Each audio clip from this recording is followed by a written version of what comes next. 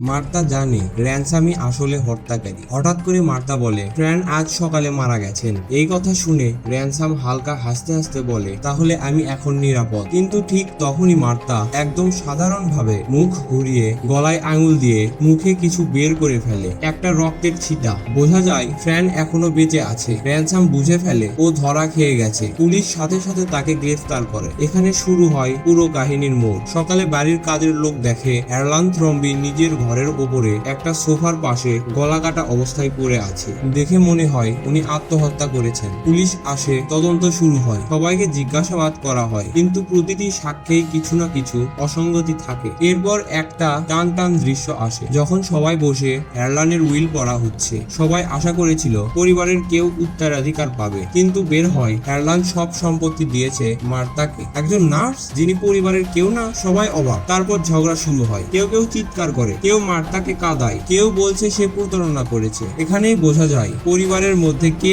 আসলে কেমন। এরপর ডিটেকটিভ ব্ল্যাঙ্ক আসে। সে চুপচাপ থাকে, কারোর সাথে বেশি কথা বলে না, শুধু শুনে যায়, দেখে যায় ছোট ছোট ডিটেলস। তার চোখ পড়ে জানালার পাশের কাদার উপর এক জোড়া জুতোর দাগে। আরেকজন বলেছিল সে জানালা দিয়ে যায়নি, কিন্তু জুতোর দাগ বলছে অন্য কথা। এখান থেকেই সে মাথায় রেখে দেয় ছোট ছোট সন্দেহ। শেষে মার্তা একা বারান্দায় দাঁড়িয়ে থাকে, তার হাতে এক কাপ কফি। কাপের নিচে লেখা my house, my rules, my coffee.